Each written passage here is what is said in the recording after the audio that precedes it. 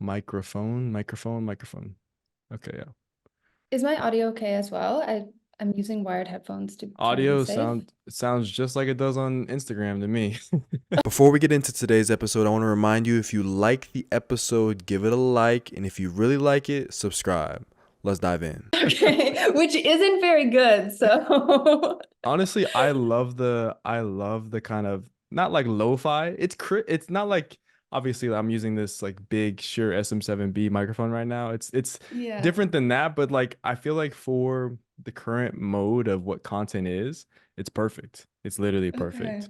Thanks. It's literally me like whispering into my phone at like 7 in the morning, trying to not wake people up Well, I by had to speaking too watch loud. I had to watch every video, so every video goes with starts with so Yeah. so it's so good. It's so Okay. good.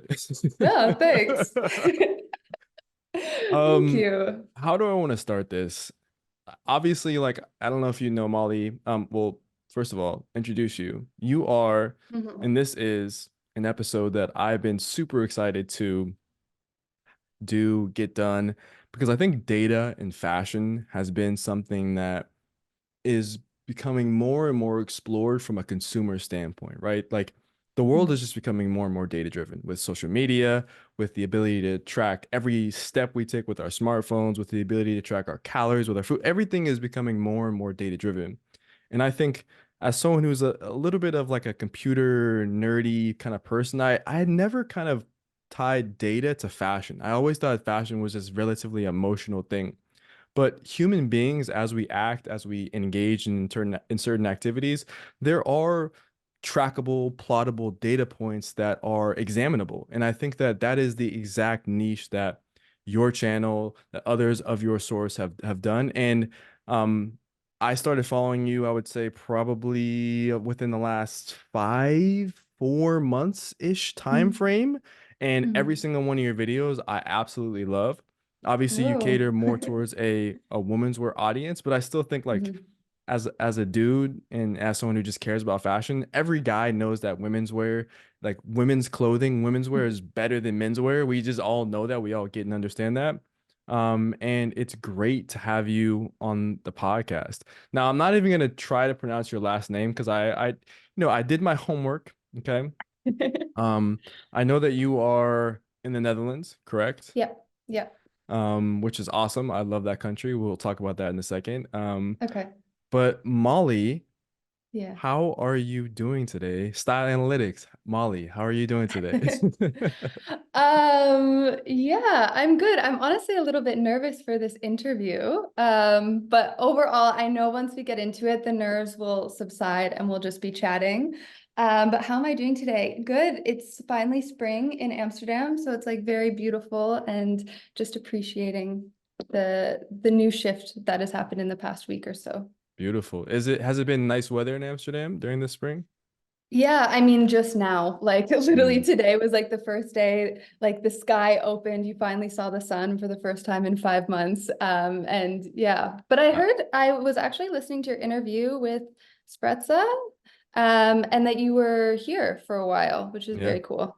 Yeah, I to 20 I want to say last I was gonna say last year, but it's 2 years now. Okay. 2022, I spent an entire month in the Netherlands. So we home based in Amsterdam and we went Mhm. to Den Haag, we went to Utrecht, we went to Haarlem, we went to Rotterdam, we went to Alkmaar, we went to the Whoa, small you went city to of Best. Alkmaar. Like we were doing things in the Netherlands, okay? Like I was really trying to become a Dutchman, okay? The Flying Dutchman. That's what I was trying to become, Black Yeah. Dutchman.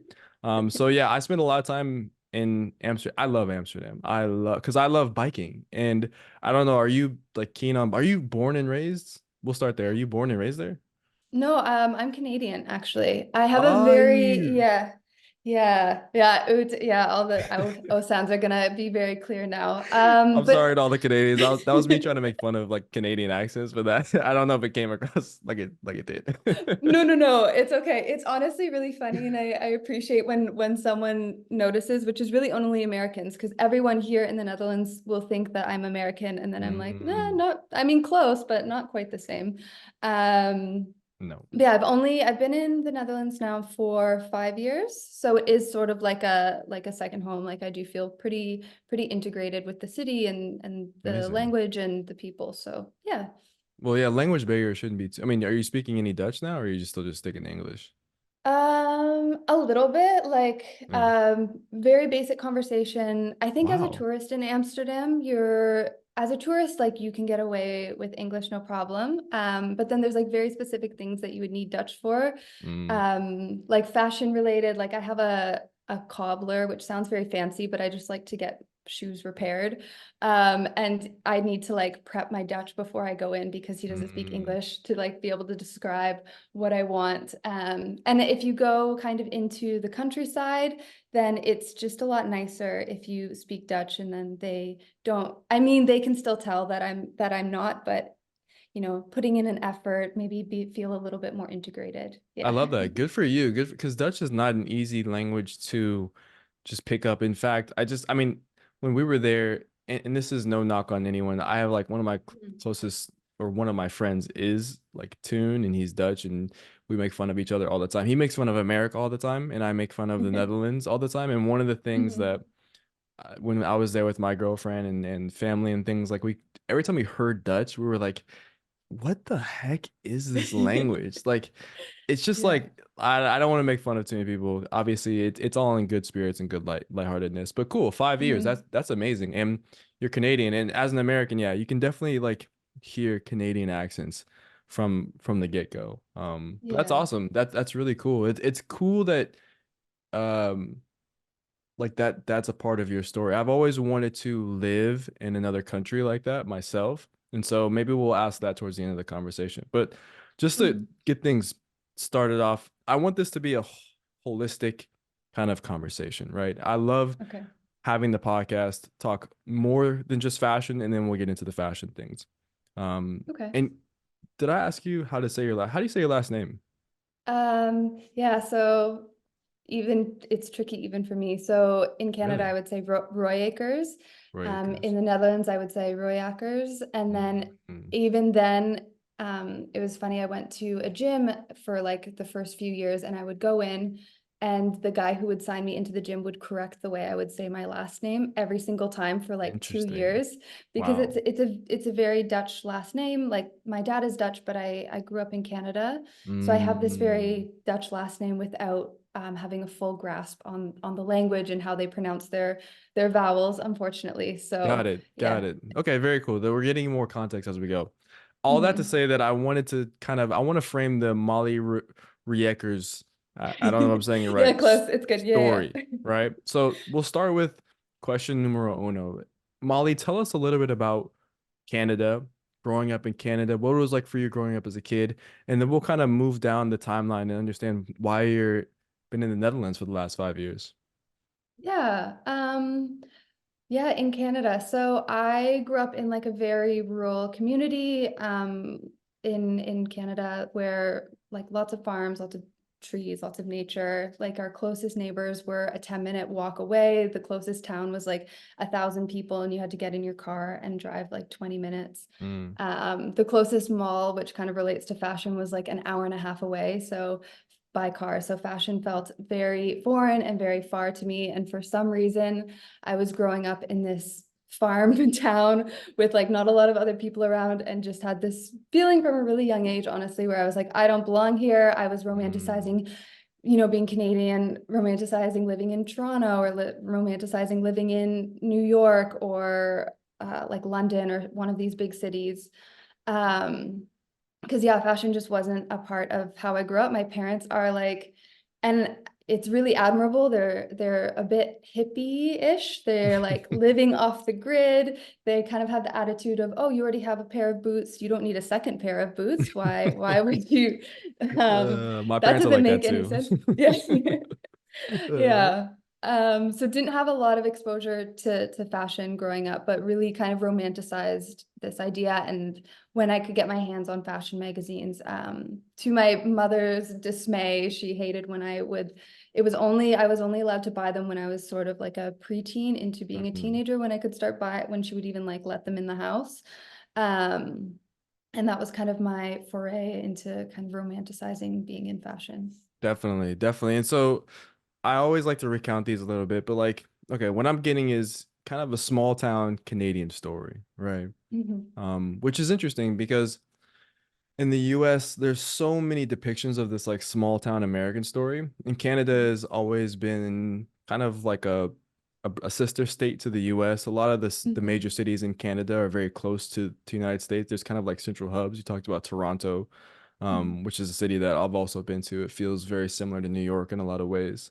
Hmm. For you, when you were a kid growing up in kind of this small town Canada, so to speak, was there any at all, like was there any sort of fashion that you were able to look at in the physical in real life, or was it all things that you were taking from magazines, books outside of that kind of realm that you were currently physically living in? Um, that's a good question. There was definitely trends that happened, in my school, in my high school.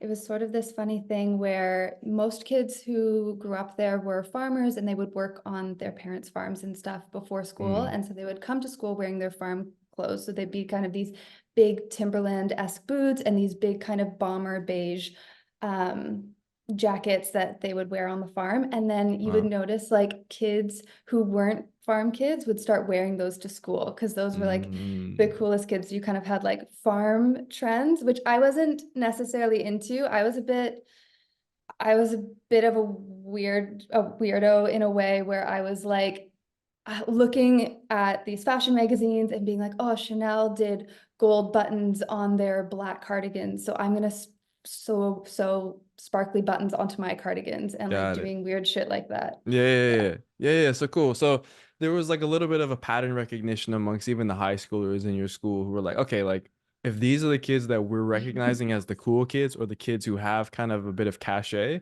then that's the Hmm. style we want to try to emulate, which is kind of the a great base layer because that's what trends is in a lot of ways in these little pockets of communities, right? Which is really Hmm. fascinating. But for you, it was a lot about these magazines. So Yeah. it was Vogue, you said. Like what were the magazines you were kind of diving into?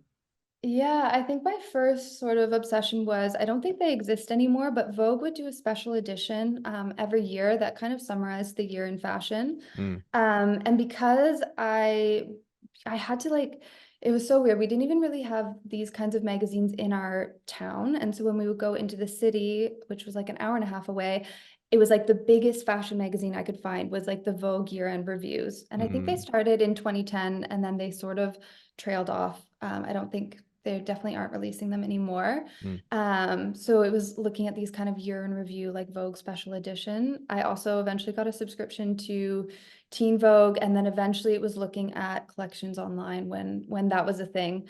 And like I just didn't know. I was like so uneducated. I was like pronouncing like I'm even gonna like fuck it up trying to like do the comparison, but like Dolce and Gabbana, I was probably saying like, oh yeah, I saw this at Dulce or like Dulce and Gabbana or something like that. Like I I Uh, was I was trying, but I didn't really have anyone in person to like bounce those ideas off of because that's mm, just not something that everyone was either like a farm kid or they were very athletic, like athletics were a really big thing. yeah. And it just wasn't my thing. Like as I said, I got along with people, but I just had this feeling like, oh, I don't really belong here. I belong in the city. I belong in Right, New you don't York. fit in. Yeah, yeah, Yeah, yeah, for sure. yeah, And exactly. that's it's funny because if I think back to even my youthful like when I was younger, high school, and even now, what am I saying? When you read Mhm. certain brand names and you think you have it, and all of a sudden you hear the way it's supposed to be said, and it's so off. It's a hilarious revelation that takes place. Yeah, Um, yeah. especially especially I think there was even a video I watched on like TikTok Reel, something like that, where it was like an actual Italian going through how to say all the Italian like designer names like in his like native tongue. And basically he Yeah. was like everyone says it wrong, pretty much, right? But Yeah, that's but I mean, I feel like the normal person, I mean, of course, like get as close as you can, but I don't feel like I'm gonna roll my R's in like a beautiful Italian impossible. way. Impossible. Impossible. It's not gonna happen. Impossible. Truly impossible.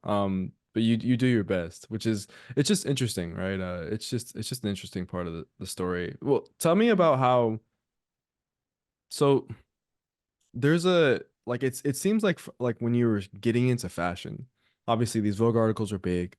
You always had this feeling inside that, hey, like as I'm from a place that doesn't necessarily everyone around me doesn't necessarily carry, or there's not many people, there's no one around me that carries the same level of interest in fashion and being kind of this like city girl that I do.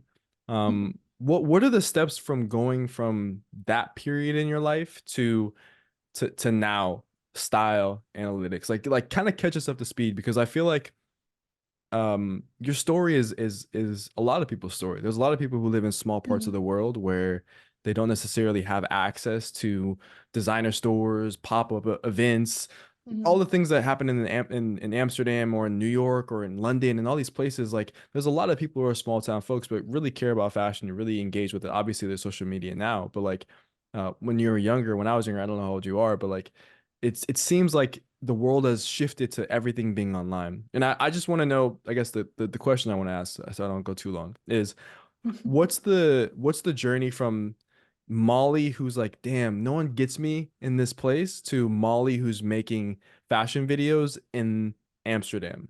Because like I know it's probably a huge jump, but like Yeah. I condense it or make it as long as you want. Honestly, we have all day. Make it as long as you freaking want to make it. I'm curious.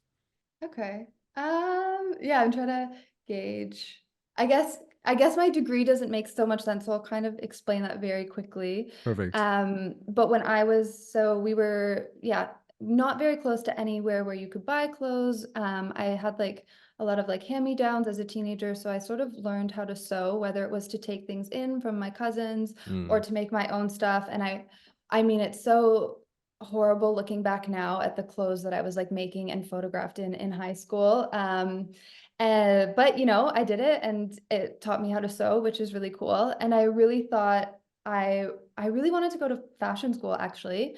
And my parents, of course, were like, that is so unreasonable. Who goes to fashion school? And Mm. I was like, who does go to fashion school? I don't like I was talking about this with family recently, but creative industry in Canada, especially rural Canada, it's just like not really, people don't know that it can be a viable career pathway Mm. to be creative or whatever. So I actually went into something completely different, which was I did a bachelor's in psychology, focusing in neuroscience.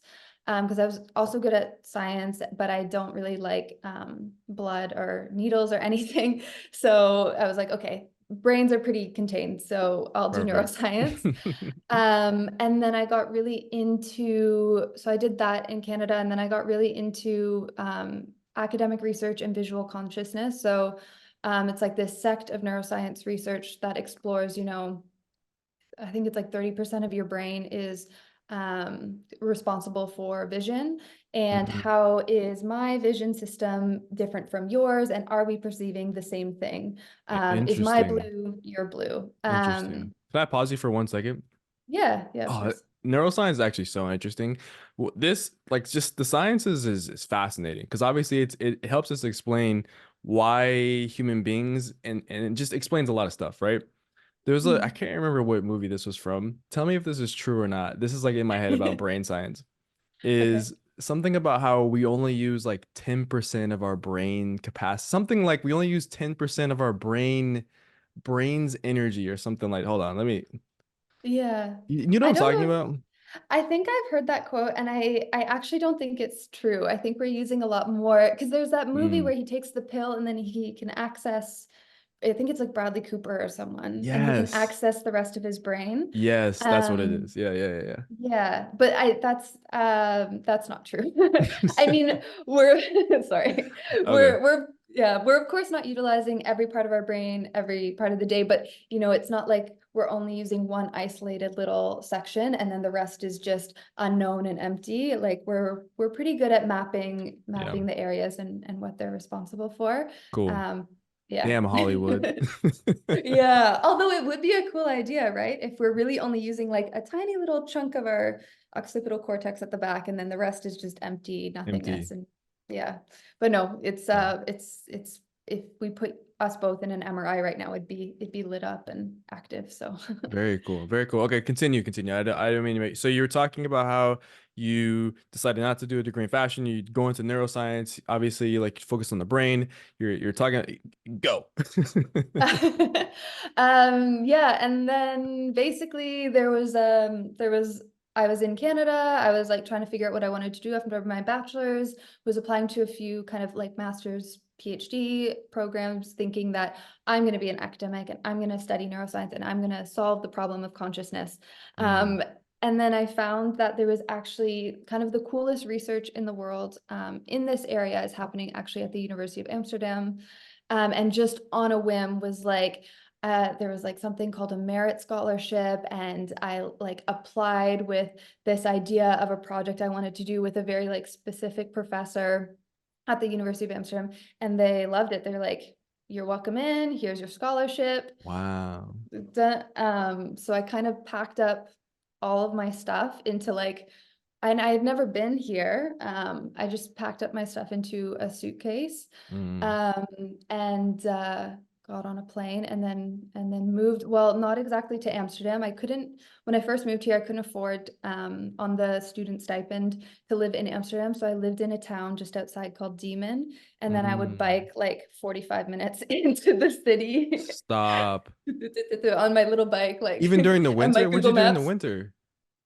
Most winters, because I was at the time, because now it's so stupid. Now you have like well, but my perception is different of money. Mm, But I have these cards, and now realizing it would probably have cost me €3 into the city and €3 back out of the city if I wanted to take the tram. But at the time, I was like, oh no, no, I'm biking. I need to save that €6 for something else. yeah. So Yeah. yeah, so and Wow. then I just really liked it here. Academia was maybe like not what I expected it, even though I had a really great experience in the program, but I just kind of randomly decided, not randomly, but kind of made the decision that I don't think I did the master's, and then I don't think a PhD is for me. I don't necessarily want to be an academic, but not really Mm, knowing what I wanted to do. So I got a job as a data analyst. For a market research team in a creative agency, which is the 9 to 5 job that I'm still at now. So essentially doing data-driven consumer research within a team of brand strategists. And then we use those insights with the brand strategists to inform like brand decisions. amazing. Yeah. And Amazing. then I keep saying and No, then, it's but great. you can stop me I, if I you don't want to want. cut you off. That was my Oh, fault. That okay. was my blunder just now. I shouldn't Oh have no. said. No, uh, but I just keep going. it's good. And This is perfect. and then how did style analytics come around? Correct. So a year ago, yeah, May last year I started it. Um, So basically a few things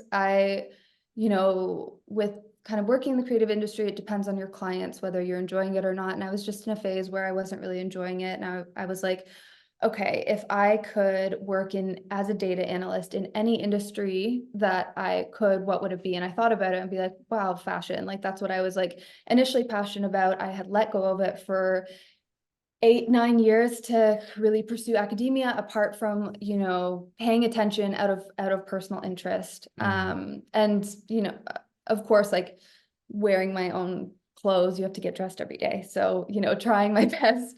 But I kind of had that thought, like, okay, if I could apply my skills in any industry, what would it be? Fashion. Okay, looking for jobs where I can integrate data and fashion, and I just really couldn't find anything. I found like one job at like a major, I mean, I can say it was like New Balance. I don't think it's a big deal to say it. I mean, that's pretty awesome. And yeah, I mean, but I didn't end up like getting that job. And then I just, style analytics was a way for me to basically like for me to make my dream job for myself, I wanted to work as a data analyst in fashion. I can't really find a job that fits exactly what I want to do. So I'll just like do the dream job and post it online as sort of a side hobby. And that was, yeah, May of last year. And so that's kind of just been trucking along since. And now Style Analytics has over 120,000 followers on Instagram since May of last year. I don't know if you Yeah. do TikTok as well. I wasn't I know you from Instagram, which is Mhm. staggeringly impressive, right? Thanks. Also, with your story, there's a lot of things to unpack, like that I want to unpack. Mhm. Um, First and foremost, like I think it's amazing how you've been able to. It seems like you always had a good head on your shoulders in the sense that, like, obviously there was a bit of like conflict is a dramatic word, but I use conflict between Mhm. what maybe you would want your life to be and do when you were coming out of high school versus what your parents maybe thought was best for you. You always seem like you Mhm. did well in school. Obviously, that's why you were able to graduate with the degree that you did. It doesn't take a slacker to do that, right? But beyond that, like I think it's impressive that you still through all of the effort that you put into academics and academia, like you came back to the thing that interested you, right? Because I feel like for a lot of people who want to kind of create the dream job that you said that you've created for yourself, they doubt their ability to do so because they don't necessarily have the resume or don't have the experience to Mhm. do it. But I think the era that we're living in lends to this idea that, you know, if you have interesting ideas and you can convey them practically and effectively and efficiently on a social platform through video format, you can actually create a career out of what you're talking about and of what you're interested in, which I think is really, really Mhm. powerful. And in a way, it kind of seems like the things that you were able to take from your 9 to 5, it seems like they're actually aiding you in helping make videos, the tools, the way that you should properly look at data, the way that you should actually like transcribe a piece of data and says, okay, this is what we can extrapolate from this data. I remember when I was in college, I graduated with a marketing degree, and so we had to take a class on statistics. And I used to, phew, that class, like I used to like always stay after because I don't know, statistics, it never came as natural to me, but like, because there's a lot of math in it as well. And Mhm. like, as much as I like love math for there only being one answer, you kind of hate it because there's only one answer Mhm. a lot of times too. Yeah. But I just remember like always being very, very impressed with how data can be a huge source of truth for a world that has so many different individuals, especially in marketing, who are trying to sell you on something, sell you on what the truth actually is. Mhm. It's really fascinating, and obviously now with what you're doing with style analytics is kind of like for me as a creator, I'll tell you straight up, who is someone who has made what I've loved to do as a career, like talking about fashion, wearing clothes, being an inspiration, kind of edutainment, for lack of better words, for the community. Your page has been an awesome source of saying, okay, like what are the tides of the industry? Where are they moving? Where are the pockets? Where are certain pockets moving? Which I want to thank you for that Mhm. as well. Before we start talking more deeply about style analytics, one question that I feel like, you know, no one knows this about you because obviously you're always talking about other people's style. But I would be curious to Mhm. hear what you would say about your own personal style. How would you describe your personal style? How are your fits coming along these days? How are my fits coming along? I feel like, yeah, personal style is a tricky one for me, not to get too deep or whatever about it, but Get deep. I just feel like I haven't ever been able to like nail down a very specific personal style. Like, you know, a few years ago, I was doing like Alessandro Michele's like Gucci mixed with like Parisian French girl. So a lot of cardigans, a lot of colorful cardigans and Mm, straight leg jeans and like 70s inspired and thrifting a lot of like 70s pieces, and I still have all of those. I just keep everything because it's just nice to have a catalog.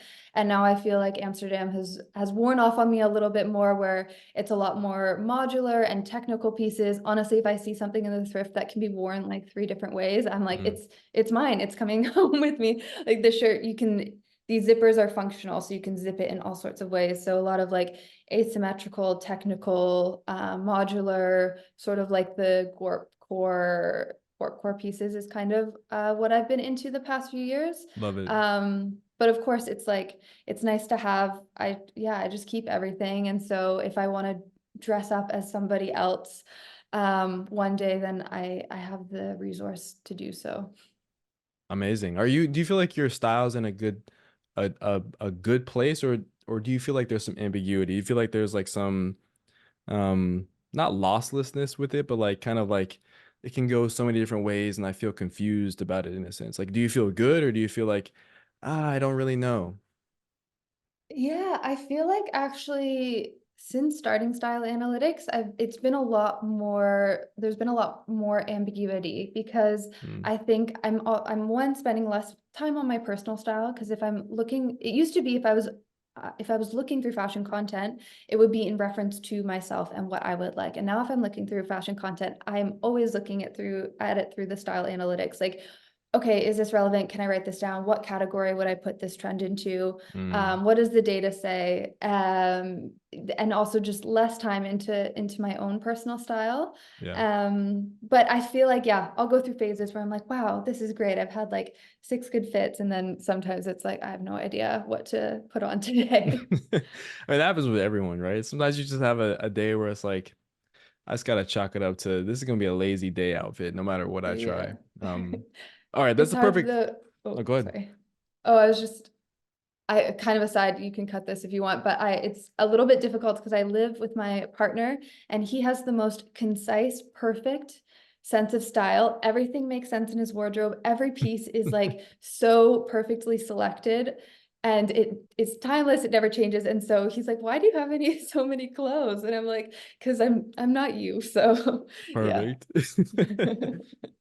This is a perfect segue into talking more about style analytics, right? Because I think that is the main lens that I know you from. Obviously, it's actually really interesting to hear. I would love to like pick your brain about psychology and neuroscience too, because I think that for me, one of the biggest things that I'm trying to uncover with on YouTube mainly because I talk more about trends on YouTube is this connection between psychology, anthropology, the decisions that human beings make, the patterns we recognize, and the reason why every so many weeks, years, decades, things change, right? Nothing Mhm. stays the same in terms of what we find interesting, in terms of technology that gets brought into the space, in terms of events that happen that change the course of why things happen and all these things. It's a big conversation. Let's narrow it down. It's just let's get into the process of what it means to make one of your videos. How does making a style analytics video begin? Yeah, depends on the kind of video. I think I do sort of two types of videos well. One is like trends, and then one is more sort of uh, data-driven commentary, for lack of a Yeah. better word. But maybe the trends are maybe more interesting to start with. So there's two ways I kind of go about it. So one is like a more exploratory way. So I learned how to program in university, and you have access to the Google Trends API. So essentially, I can put in a single keyword and get hundreds of related searches and their search volume. So I could put in aesthetic and then the top 1,000 search terms that have the word aesthetic in it. Yeah.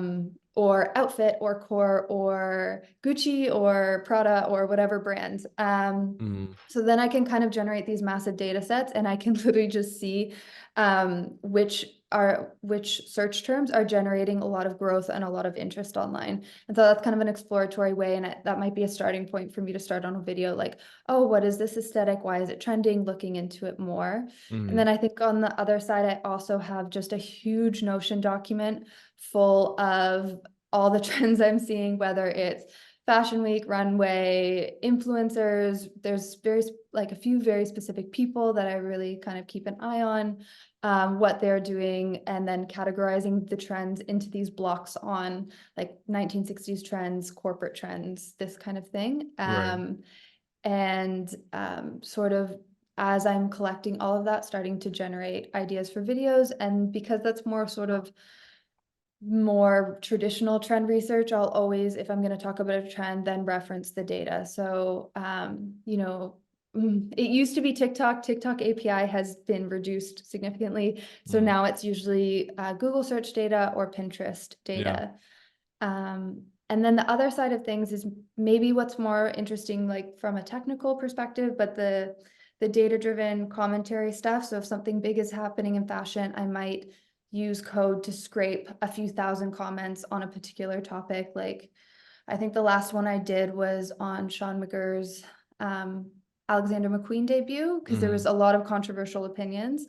So use the Instagram API and a bit of code to scrape a few thousand comments, and then a few processes like topic modeling and natural language processing algorithms to basically detect what are the most common conversations, what is the sentiment, what are people talking about the most within these comment sections. So then I can say, oh, Alexander McQueen, this debut, here's the top 3 concerns people have. Although these concerns exist, the sentiment was majority positive or whatever. Yeah. So yeah, those are kind of the two types of videos I do. Wow, it's so like the amount of thoughtfulness that goes into your videos is a bit unprecedented in some respects. Because I think, and correct me if I'm wrong, I mean, I'm coming at this from a point of view of where, a lot of the content that I see on fashion's side of short form video, it one, like I said, comes from, like I said earlier, like an emotional place, right? Like people feel so strongly about something, or people evoke an emotion in someone else with their outfit or with their commentary or with something that they're saying, right? With their ability to sell product on something. But for Mhm. you, it just seems like there is this um real poignancy to like be as thorough as you can to see where you're not opinions, to see where the actual substance of a conversation is coming from. I heard a couple of things. One being like there are a couple of individuals, whether it be I'll call them like key tastemakers, who you're looking at and seeing what they're doing. It seems like Mhm. there's events, if there's like a fashion show, a red carpet Mhm. show, a trend online, that's kind of like 2 and 3. Mhm. What else can you talk to in terms of like references? Because obviously a lot of what you're doing is online focused, right? And so obviously the conversation takes there's a huge conversation going on online. What is there any other place that you can think of besides like those ones that I just mentioned that are references that you're pulling from? Obviously like search data from Google, Pinterest, anything else?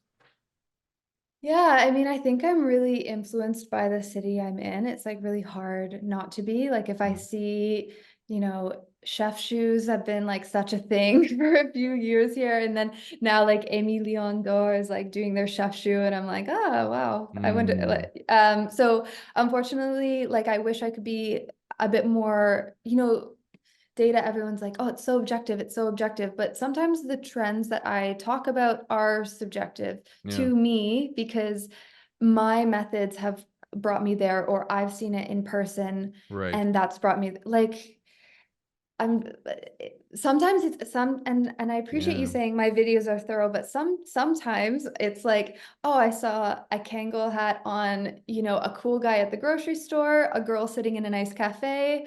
Let me check the search volume data on that. All right, that's a video. And right. so I am sort of subjective in that I am influenced by the people around me, because Amsterdam people, it's not like the fashion city, but it is a pretty cool fashion city. And there's Mm. cool little pockets to hang out in where people are doing really interesting, innovative things with fashion. So Definitely. I've that's always my. felt Amsterdam was an underrated fashion city. Like you have Tokyo, you have Paris, you have Milan, you have London, you have New York, and that's kind of like tier one. And tier two, Mhm. you have these other cities that I'm not going to try to put everyone into, but Amsterdam's in that tier Yeah. two, okay? Mhm. And it was surprising to see like there are a lot of fashionable elements. And I think it's an interesting, you come at it from a very interesting point of view. Canadian born and raised, obviously very much probably influenced by Toronto, Montreal, Canadian fashion, Canadian aesthetics, Mhm. also comes with American aesthetics. Then you Mhm. travel, and now you're in an international city like Amsterdam that has the European influence. You have London, that's not too far. You have Belgium, you have Antwerp, that's not too far. You have Paris, you have France, you have all those elements, those people who travel from those places of the world to come visit Amsterdam to see the canals and see all the things and go to the coffee shops, whatever it may be. Like that's influencing you. And so I never thought of it. I never had thought about your content from a European lens, but I think it's safe to say that I think there is a European scope that plays onto kind of the content and what you're seeing because of where you live, right? Mhm. Yeah. Yeah, Um, definitely.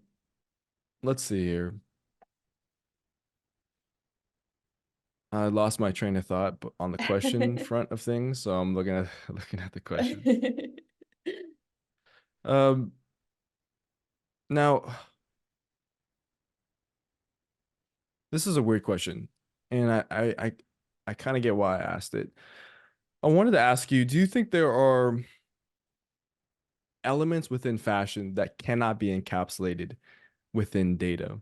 Um, Mhm. like obviously the biggest marker, in my opinion, when it comes to being able to track something is sales for me, right? Like if you can say that year over year, month over month, your sales were 10 units sold, 10 units sold, and now they're 3,000, obviously there's something taking place, right? You don't really have access to that data. You have access to Mhm. different types of data. But that to me is like obvious. Now, for the data that you have access to, search volume is another one of those things that's like obvious. Like, right, like 3 months ago, the search volume data was this, right? It was Mhm. steady. And then all of a sudden it shoots up, right? And you Mhm. see that there's interest taking place. But Mhm. that's not the kind of the question I want to ask. I want to know, like, is there anything that you can think of, or if there's not, it's okay. Is there anything that you feel like that cannot be encapsulated through data when we're talking about the fashion industry, when we're talking about online fashion culture, we're talking about your world? Is there anything that can't be encapsulated with data? Yeah, actually a lot of things. I think data can actually be quite limiting in certain ways. I think genuine forecasting can be lost because, if people are searching for something and I pick that up, it's, people are already searching for it. It's probably, the diffusion of innovation curve. It's probably in the innovators. It's Yeah, probably in the early adapters, early majority. But when it comes to genuine forecasting, there's people who are doing fashion forecasting 2 years, 3 years, 5 years in advance down the line. And the data related to very specific fashion pieces is not going to show you that. Now there's a few different things that I'm sort of playing around with that haven't really like made it into a video yet, but looking for other kind of cultural things within the data and then putting my own opinion into how could this affect fashion. right, Like there's a really heightened increased interest in microplastics right now, and a really heightened awareness over the past year. And so, if I show that data and then I say my own opinion on how I think that awareness could affect fashion in the future. But I think that long-term forecasting is definitely lost in the data. I think sales would be great data to look at. Like, I don't know how many people are actually buying mm, mob wife aesthetic. mm. Like, I don't know. And I mean that's a great example of one of those trends where people are searching for it, but are people really buying into that trend? Like I don't think so. I don't think they Yeah, did. yeah. So you lose a lot in the data. The data is just like one very small part. Got it. Got it. With mob web aesthetic, I don't know if you know this. I've made a video, I can't remember, I think about trends, about about how like trends, like understanding 2024 trends on YouTube. And I used a clip Mhm. from your video to like talk about the mob wife Mhm. aesthetic. Actually, I'll send you a link so you Okay, can I cool. even gave you a little shout out. Oh, But okay. I didn't see with that. with forecasting, have you ever heard of WGSN? Yes. Yes. I would die for their trend curve Yeah. software. Oh my God. Yeah, they seem to have the secret sauce when it comes to predicting things. And honestly, I only recently learned about WGSN because I had just gotten more seriously into understanding like why do people think that this is going to happen or this is going to happen, because people Mhm. will DM me and they'll be like, Drew, is are Sperry's coming back, or is this coming back, is this happening, is this happening? And and and in reality I didn't have any other way to say I don't know, other than the fact that like I couldn't say anything other than I am not sure or I feel Mhm. like this, right? And I Mhm. feel like I just felt like it wasn't a strong enough answer. And the more I learned about WGSN, the more I learned that a lot of brands use WGSN Mhm. to be ahead of the curve, to try to be ahead of the curve. And it almost Mhm. feels like this kind of like dog chasing its own tail, self-fulfilling prophecy. If everyone's Yeah. following a forecast that they believe that this company has the ability to look into the crystal ball and predict something, then yeah, of course it's going to come into fruition if that's the Kool-Aid we're all drinking. Oh, Um, that's a which good point. this is interesting. But so you know about WGSN. What are your thoughts about Yeah. like forecasting companies like WG? Obviously, they're like the big boy. What do you think about those kind of things? Yeah, I mean, I would love to have access. I'm just very curious, but they're very expensive platforms. Yeah. I think also it is a bit tricky when you were talking about all the brands looking at WGSN. WGSN is making a few very specific predictions Hmm. every year, every quarter, and so if all of the brands are yeah focusing on that, then we're going to get a bunch of brands doing the exact same thing. True. Which is a bit, in an industry where I really think that designers should be leading the way. I don't think it should be forecasters. I don't think it should be, I mean, influencers to a certain degree, but when you see a house like Chanel and they're doing all this like ballet core crap and you're just like that sucks. Like I see what you guys are doing and it Yeah. and it sucks. Like it's such a good there's so many good references, but it sucks. Like they have so many good references from their past archives and their collections and Hmm. all the probably talented people who are working there. So anyway, I think it's a hard line because I would like access. This is like my line of work. Um, but I think forecasting is maybe not the only thing that designers should rely on. And I say that as someone who does forecasting for fashion brands on the freelance side, but Right. I can't really compare my services to WGSN because yeah, the data and the stuff that I'm pulling is very custom to whatever client, where WGSN has just kind of a bank of here's everything that's going to be trending, and it's not necessarily customized to the specific audience or industry. Well, yeah, the industry, but Yeah. yeah, do you know what I mean? Yeah, I'm kind of rambling. I get what you're trying to get Yeah. at. Yeah. It's like yeah, it's specific, it's catered, but it's like also has this it's for the companies that obviously the pay the lump sum, right, too. So Hmm. um one of the questions I also wanted to ask you that like I feel like this is one of the harder questions Hmm. um that has been on my mind is that there's this idea, especially online, that a lot of people feel trend fatigue, right? Like Hmm. I've seen it in my comments, I've seen it in your comments, I've seen it in other Hmm. creators' comments when they talk about trends. It's like like people will say everything feels like it's trending. Hmm. Um, what do you think about this idea that, or what do you think about this statement that everything is trending? Do you agree with this notion that everything is trending? Do you think that it's a it's bad, not bad, but it's like misplaced thought on what trends are taking, like how trends are taking place? Do you get what I'm trying to ask? Or Yeah. or am I maybe asking it in a weird way? I guess No, no, I no. don't know. You make sense. It's just, my face looks like this because I don't really know how to answer the question. Yeah. I think everything in a way, not that they're trending, but it's sort of this weird era where you could literally style anything and make it look cool.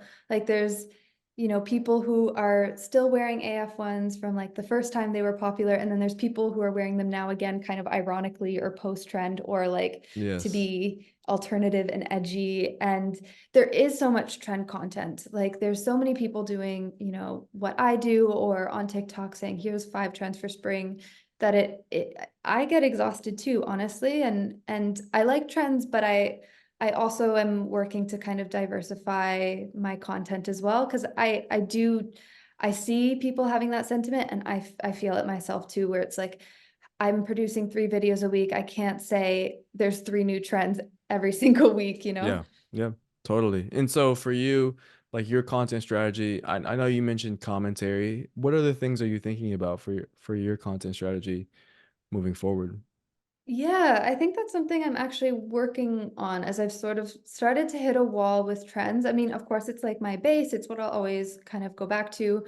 But I think looking at more long-term forecasts, more broad forecasts, you know, looking at bigger cultural shifts and how that could impact fashion more generally rather than being like ballet flats or capris or these kind of smaller things. Yeah, So predicting, which I do enjoy, like broader aesthetics, broader eras that people can then take reference or take inspiration from, rather than just promoting a very specific item.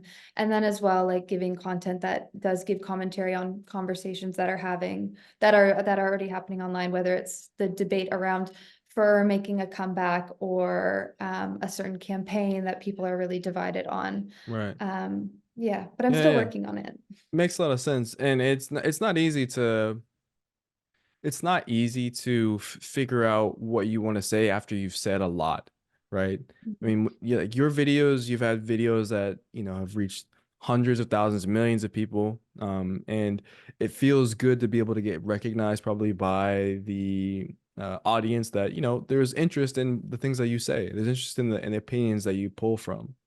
Mhm. But it's always kind of challenging, a little bit like scary, nerve-wracking to do something different than what people expect you to Mhm. do, to try to generate a conversation on a different corner of your mind, of the internet. Mhm. And it might take a little bit of time for you to kind of iron that out a little bit too. I know you have a lot of things you're doing. I know you're doing the Substack right now. I know you Mhm. have a kind of workshop PDF that allows people to understand how you actually go through and make the decisions and make the videos that you make and Mhm. that kind of thing.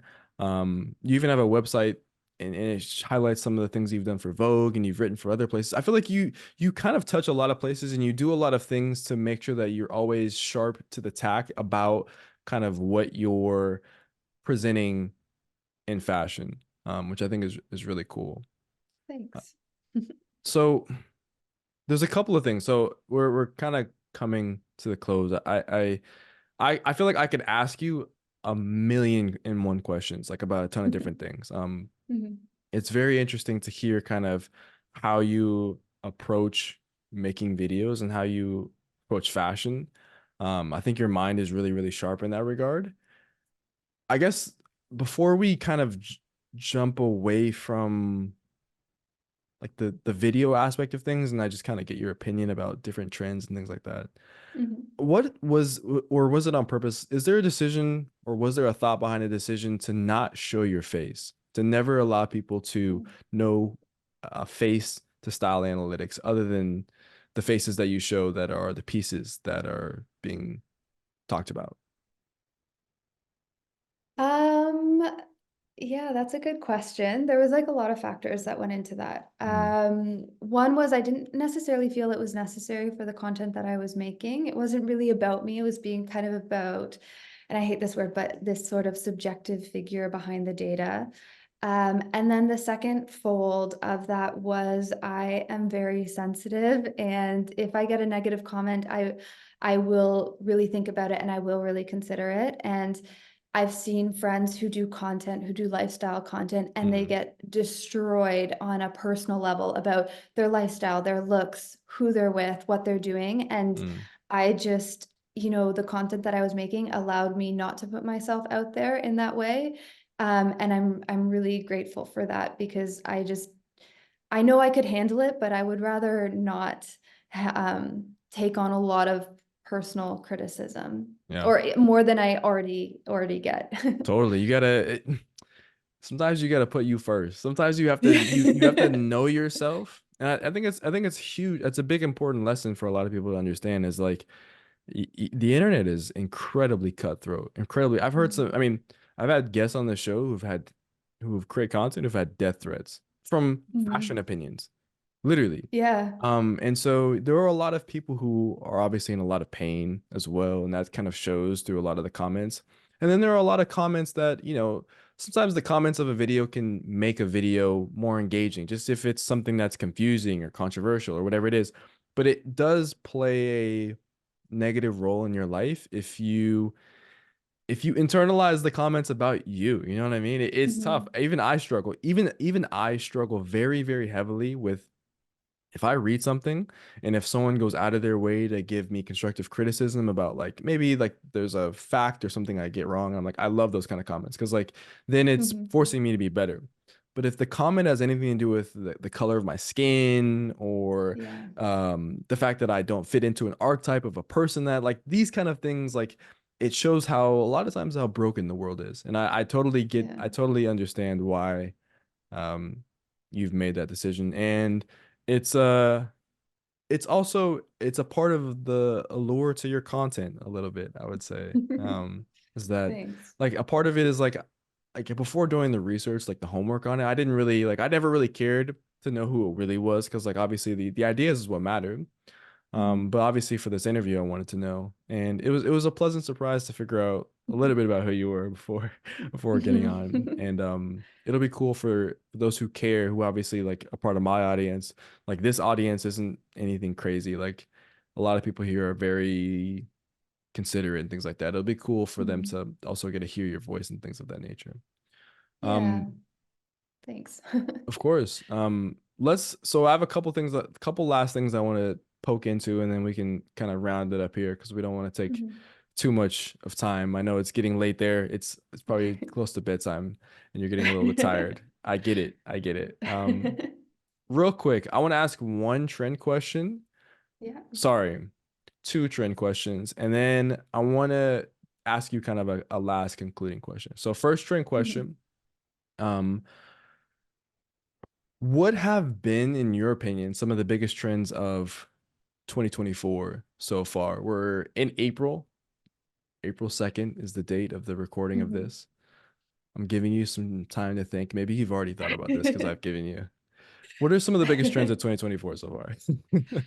I think randomly, and I love this and I hate this, and I know this will get some criticism, but I do think some of the biggest trends, at least that I've been watching, go really big online, have been really able to be encapsulated into those core aesthetic terms. So I think the way that Mob Wife took off, it crazy. I'd never seen anything like that. Like just the search volume 0 to 5 million in one Mm, day.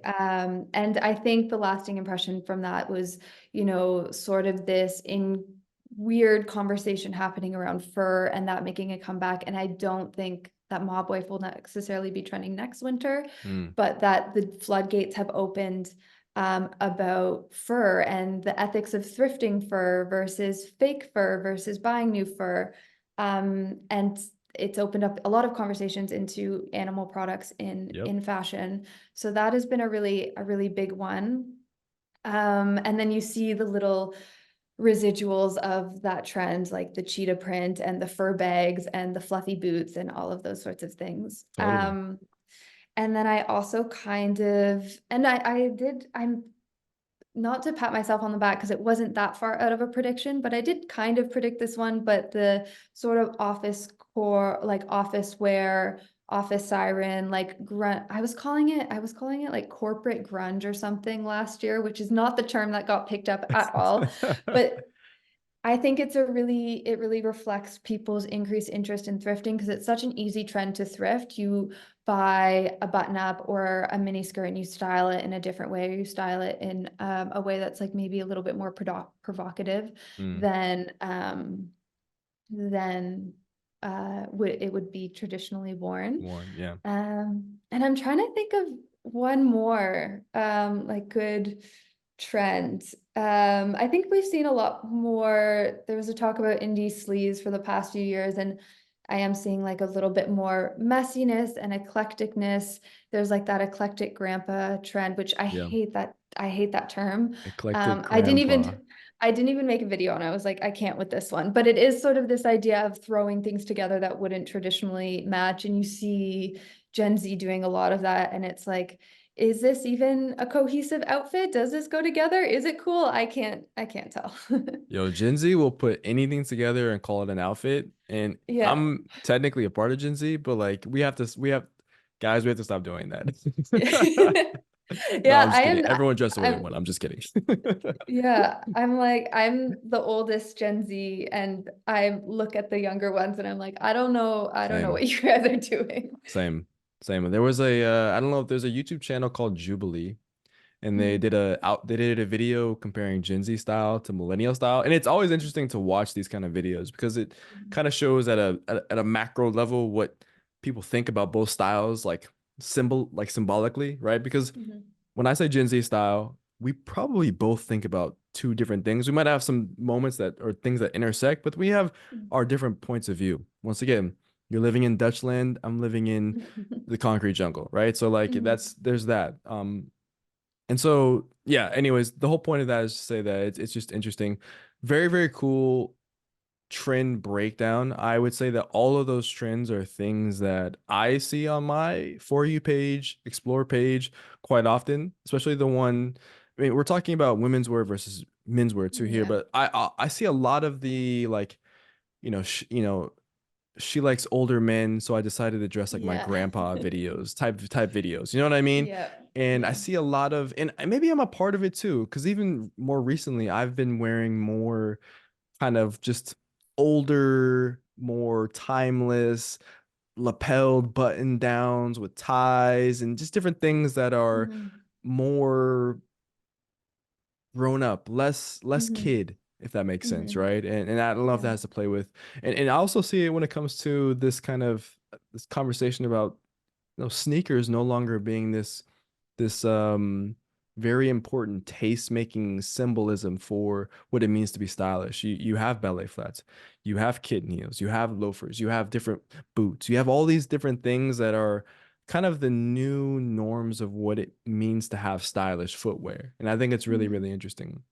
Um, Mhm. Last trend question I want to ask you, what about like personal, like put the objectivity to the side. What about personally? Like, are there any trends that like or things even within the last 3, 4 years where you're like, I'm gobbling this up. I love this. You talked a little bit about Gorpcore. We're in an era of Gorp 2.0, if you don't Yeah. know.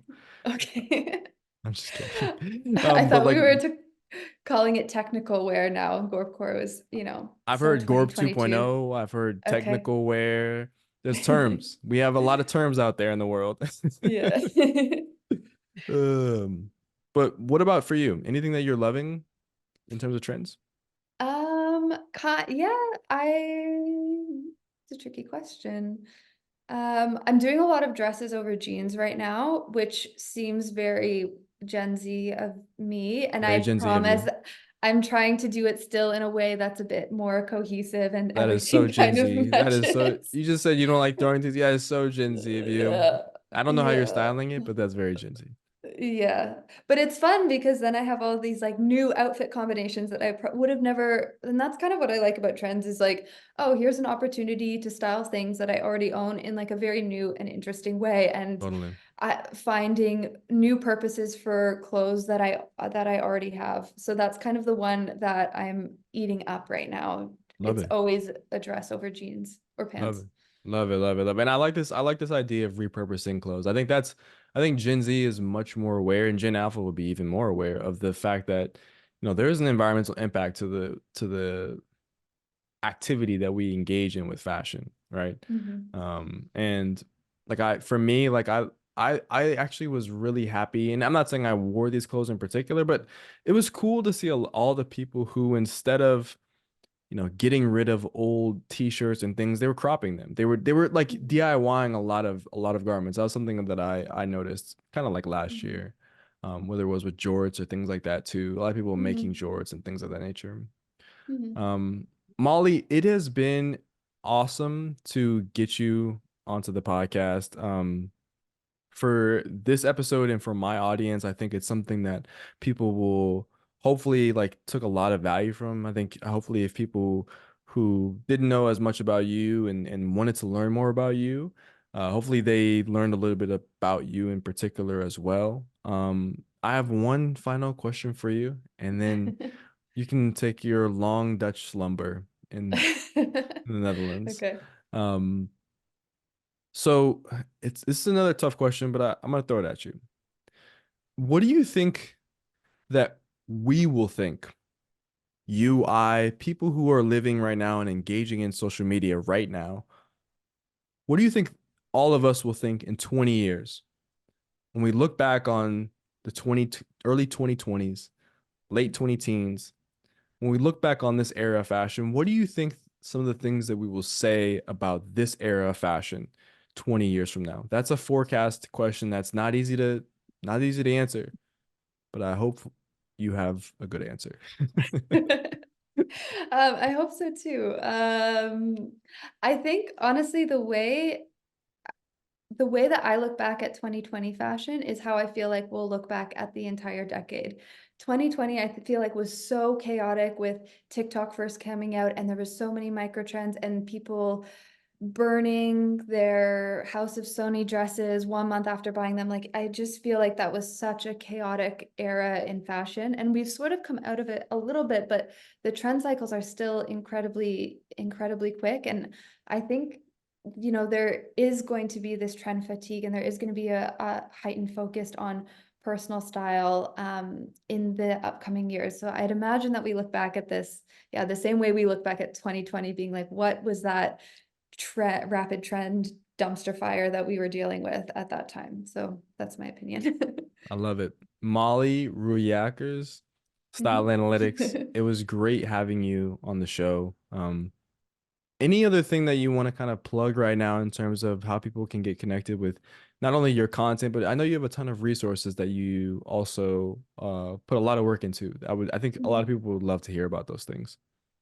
Yeah, so Instagram is my main platform, but most content is also on TikTok, if that's your platform of choice.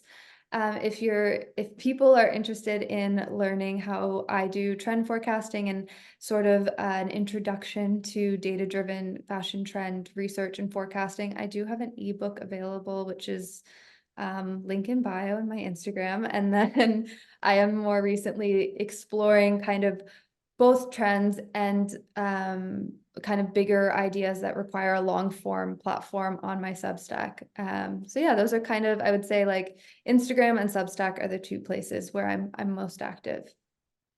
I just got the Substack and I can't wait for that. So I'll be Okay, there. cool. I I'll be in. Can you comment on Substack? I think you can.